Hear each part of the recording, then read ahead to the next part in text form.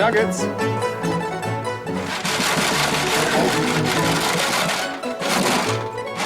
Gold! Well, it's not actually, but 130 years ago, thousands of Chinese came to this town of Lawrence, all in search for the elusive metal. These days, it's a different type of metal they're looking for. The remnants of a bygone era, the most significant Chinese gold mining town in New Zealand. It's one man's dream to recreate the town of Lawrence. I suppose one could call it a dream. It's a slow sort of realisation that it's got all the ingredients, that we've got enough knowledge, we've got photographs, we could do an archaeological dig. In the late 1870s, the port of Dunedin was the largest and the richest city in the country, and 100 kilometres away, Lawrence was a thriving community. Here it was at the gateway into the goldfields, and so we had the top merchants, we had top interpreters, we had top doctors, Chinese doctors here, and a top hotel, as it were, and 2 joss houses. So the Chinese regarded this site as being quite special. Here was a very close-knit group of Chinese in the midst of European settlement. Dr. James Ling's book, Windows of a Chinese Past, gives a detailed account of the old camp.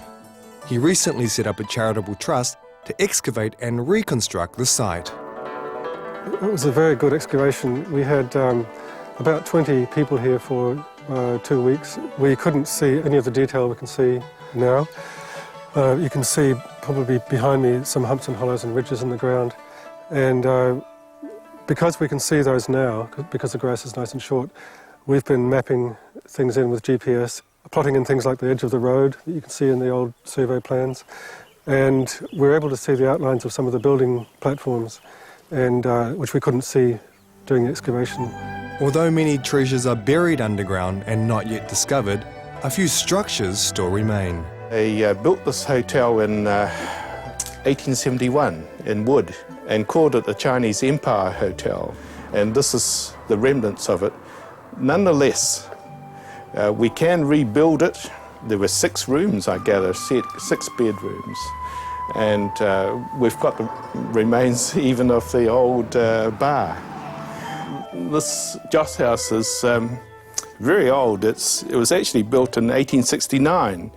It was only 1 room in front where they had meetings.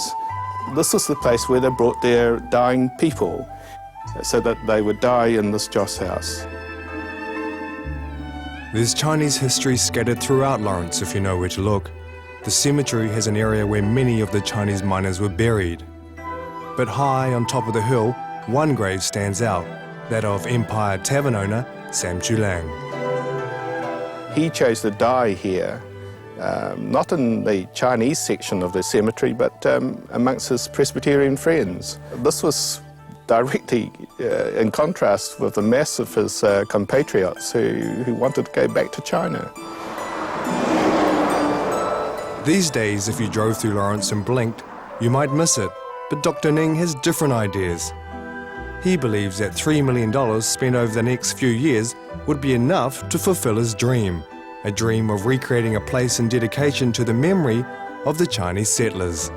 It would be wonderful, would it not, that when we bring these people to life, that we show just how different they are with different mindset to the dominant or wider society.